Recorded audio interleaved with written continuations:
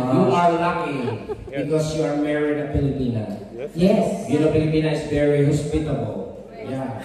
Once you have sex with them, you go straight to the hospital.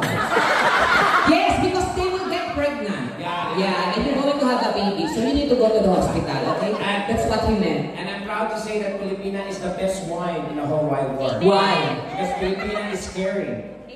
Filipina is loving. Yes. Filipina pussy is very elastic. One size fits all. Gago, ginawang goma. It's look like United Nations. Yeah, just kidding, okay?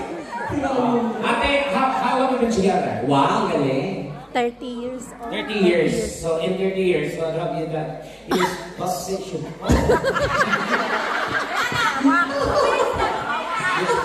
You have kids already? We have 5. 5 kids? Oh my God, that's all yours? Yeah. Oh, you must be manibo, huh? You learn some Tagalog words?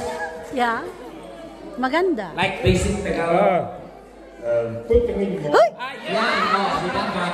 There is a more, when you say to your wife, you love her so much. That's what she tells me. Yeah, you say this word. If you love your wife, you say this, chu, pa, in.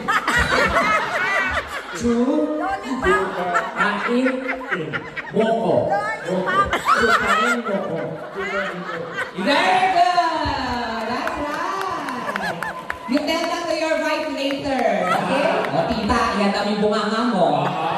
Si tita, at least diba tita? In fairness kay tita, mukhang relax yung asawa. Oo, kasi malaki na bunganga ni tita eh. Ang dami ng stretch marks sa mukha eh, di ba? Grabe. Yes, have you visited the Philippines already? You go, how many times you go to the Philippines? Oh, many times. Many times, yeah. So how do you find the Philippines? Did you find it? Yeah, I found it. Siyempre nakapunta siya.